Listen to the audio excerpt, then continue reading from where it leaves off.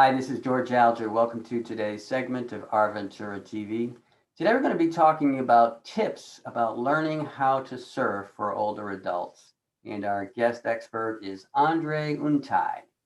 Welcome, Andre. And when did you start surfing? Well, I started about 8 years ago. And I just want to make the point that I'm not that old. Very good. Well, for some of us who may be, let's talk about tips for those of us who might want to learn how to surf. And what would be something you might say is perhaps one of the first things you should look at if you're going to go down this path? Well, the first thing is you're going down the path. There must be that desire, yes, this could be fun, tapping into the energy of the ocean waves with a little piece of foam. I mean, that's thrilling, can be exciting. So my first tip would be, if you're going to learn, you want a big board. Okay. You can look at Craigslist and look at there's all kinds of boards available. You want a big one, and that's in length.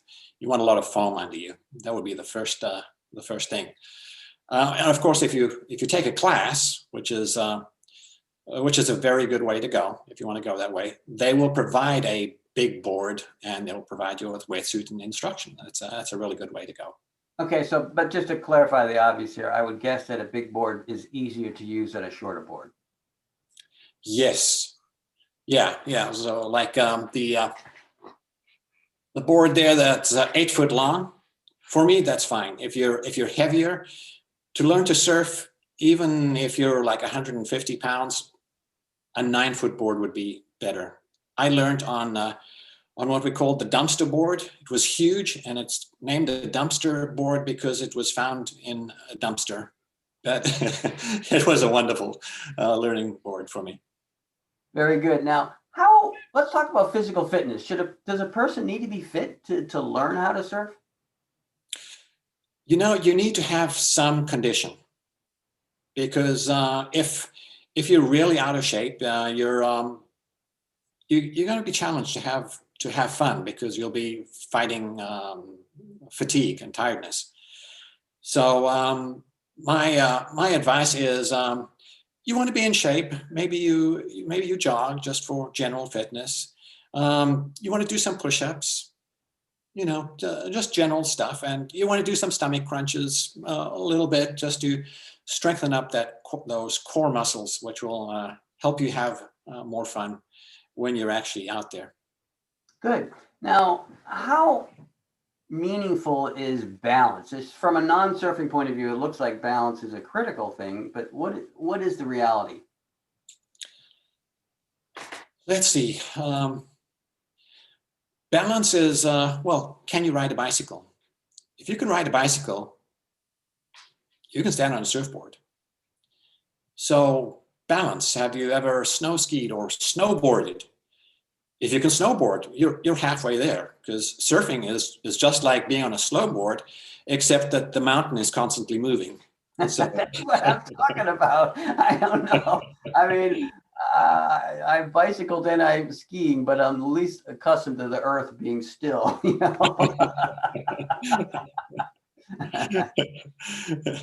I'd say, before you worry about balance, really, you want to be in tune with the waves themselves. You want to feel and experience those waves, and you shouldn't be fighting it. You should be tuning into them, because you're going to leverage that energy.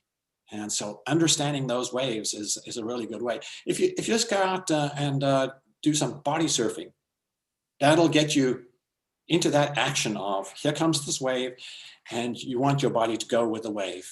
So that would say be the most important thing. Yeah, and on that note, I've seen folks using these very, short kind of foam things that are doing body surfing. I don't even know what it's called, but would that even be would that be a favorable gradient towards getting into surfing? Oh yeah. Boogie boarding is little boogie board. Yeah. That's a fun way to start. Okay. Not necessary though. Oh, I got it. Okay. Never really boogie boarded. We just went straight into surfing. Good. Now, I like to sort of wade out into the ocean quite a bit myself, and it seems like the water's cool all year long. Um, so I see, of course, most of the surfers do wear those wetsuits, but does that really keep you warm? Well, I would disagree with you about the temperature. I would say it's cold. It's freezing.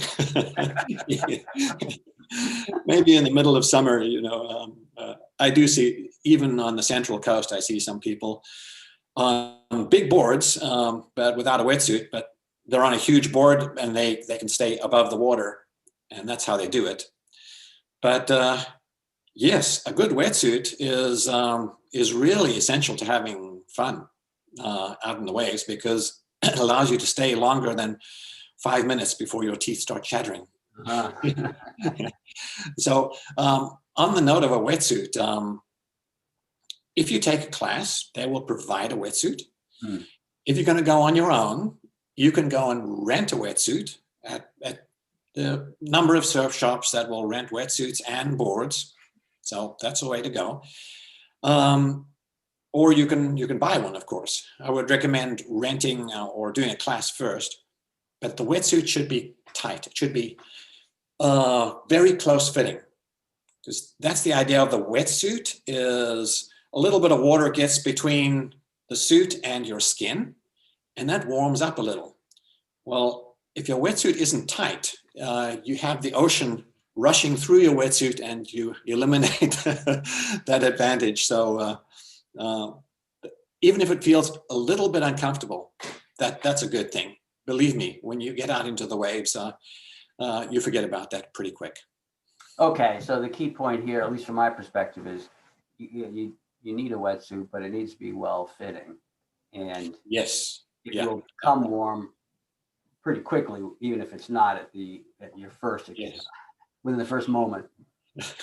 If I can add a little tip here at this point, is you'll be putting on a wetsuit. So I really recommend having a little grocery bag. You put your hand in, and then you put that down through the sleeve of the wetsuit. Particularly if a wetsuit is dry or new, it'll be bone dry. It can be very challenging to get your hand and your foot down those pipes. And just a grocery bag really makes a huge difference. Excellent. Thank you.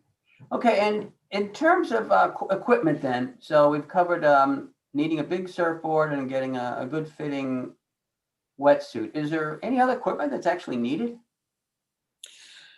If you're going to be doing this regularly, you do want to get earplugs. Because I remember going to my doctor once, and he said, "Oh, I wouldn't have pegged you for a surfer because your ears are clear." So the earplugs actually prevent the cold water from going in, and your ears want to keep it out. And if you don't wear earplugs, then you might not hear so well in later years. But if you're in your later years already, maybe it doesn't matter. Very good tip. And the other thing is, particularly on the Central Coast, particularly in winter. In summer, it's okay, but little booties, little surfing booties, preferably with the split toe on the front so that your foot doesn't slide around in it. That really helps when you're going out in the water, keeps your feet warm. Very good. All right, well, Andre, we're just about out of time here, so we're going to wrap things up. But is there a summating message you'd like to convey to the viewers? Yes, it's all about having fun. That's what you want. If you're not having fun, you're not doing it right. Excellent. Well said. Thank you very much, Andre. This is George Alger signing off for this segment of Our Ventura TV. Until we meet again.